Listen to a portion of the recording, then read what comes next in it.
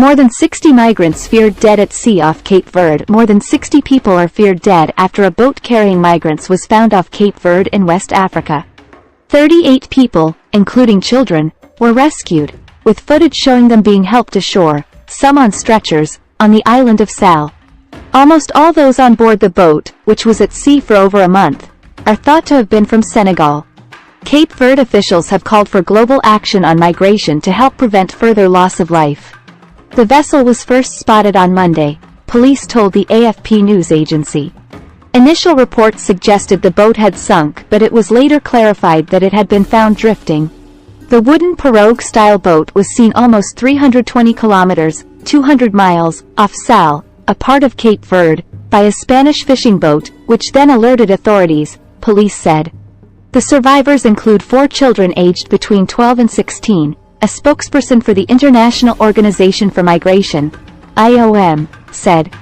The boat left the Senegalese fishing village of Fass Boye on the 10th of July with 101 people on board, Senegal's foreign ministry said on Tuesday, citing survivors.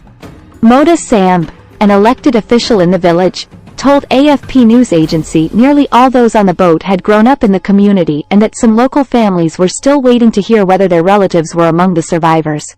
The ministry said it was liaising with authorities in Cape Verde to arrange the repatriation of Senegalese nationals.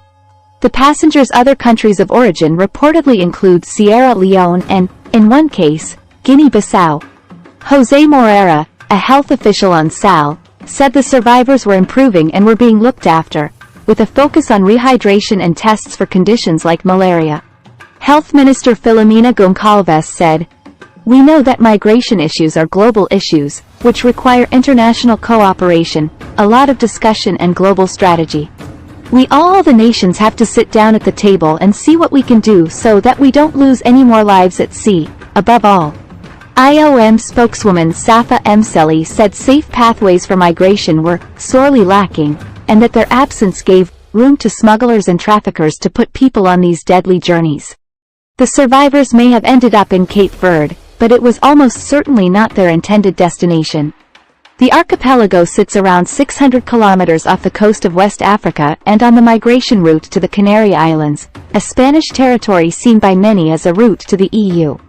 According to the IOM, it is one of the most dangerous journeys any migrant can make.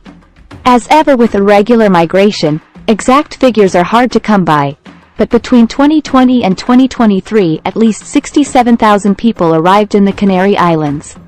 Over that same period, just over 2,500 lost their lives. The IOM point out that figure covers the deaths that have been registered. Given the irregular and secretive nature of the route, the true figure could be far higher.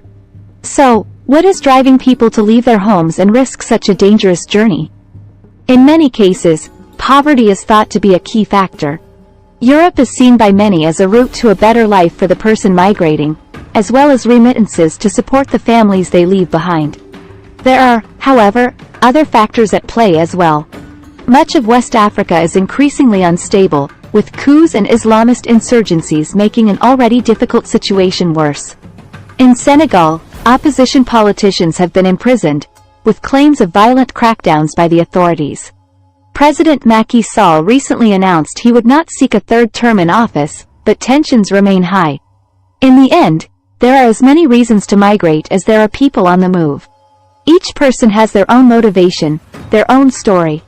It seems at least 60 of those came to a traumatic end in the Atlantic Ocean. Thanks for watching my video. Please like and subscribe my channel.